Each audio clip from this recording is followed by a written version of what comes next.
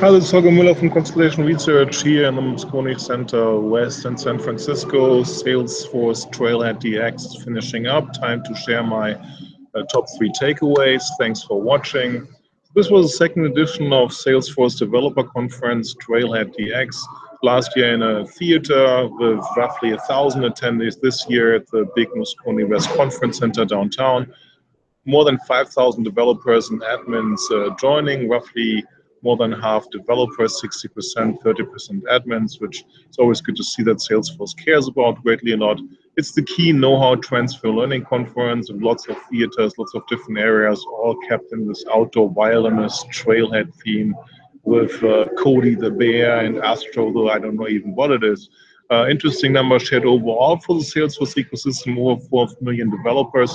That's substantial, was based on the number of developer accounts and admin accounts inside of the Salesforce products.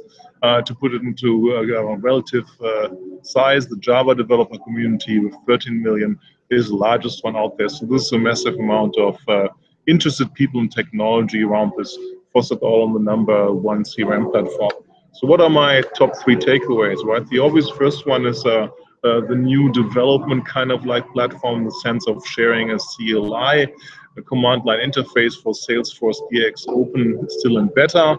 It's the first time that Salesforce brings together the capability from a command line perspective to run everything which might be going both into force.coms or into a Heroku platform.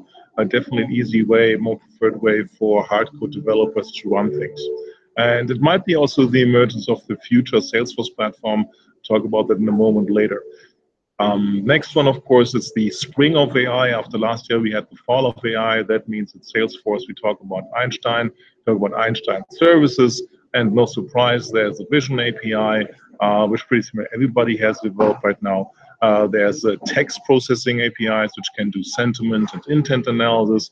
And last but not least, an object API, which will pick up similar objects in a picture. So an example is rack dropping in a retail store, and to see the objects, for instance, are left in the store shelf and figure out how many of them in the picture. So understanding what objects are, which are seen from that perspective.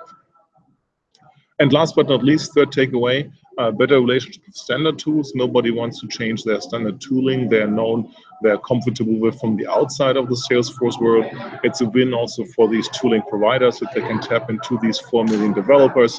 And it's a win because lots of things which have not been built inside of the Salesforce platform now get to it and come to it, which are mainly showed by the partnerships that Salesforce unveiled here with Atlassian and with GitHub. Right? One of the major differences in that perspective is what happened also with Salesforce DX in beta form right now, that code does not have to live in the org. This key infrastructure assumption made a long time ago to build CRM applications, very important, very powerful, Salesforce very well, is not necessarily the way how you want to develop things going forward. So making the code the main part, no longer making the organization the main part, is the key thing. And then Salesforce has delivered on another important part announced last year, Dreamforce, with the Scratch orgs, which now are real life, implementable, usable, throwaway test development environments for developers. So what's the overall takeaway? I mean, it's good to see that Salesforce is investing massively in educating its ecosystem of developers and administrators. It's interesting to see that Salesforce is adding key elements to the platform. Haven't mentioned it here. One of the major parts that we're seeing is the event system and the events being publicized and coming live. That's what you do when you have to go across multiple platforms, across multiple acquisitions. Surprise, that's the situation that Salesforce is in. So that's a wise and good move. And this might be also the emergence of something which I might call the Uber platform, because the Salesforce problem is, of course, that force.com is no longer the newest, best platform around where you will start things. It's being used, very powerful. And then, of course, there's Heroku, but Heroku is also not where if you would start from scratch, you would build things on, run things on.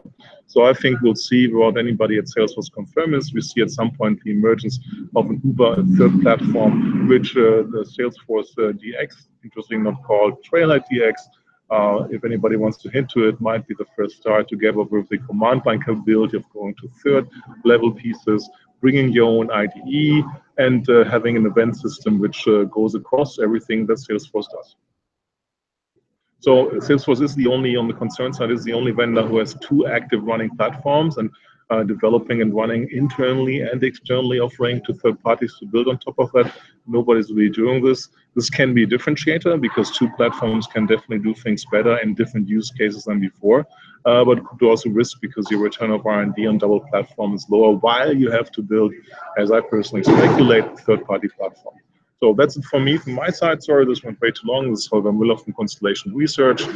Follow me on Twitter at HOLGERMU. Appreciate watching. Have a good day. Bye-bye.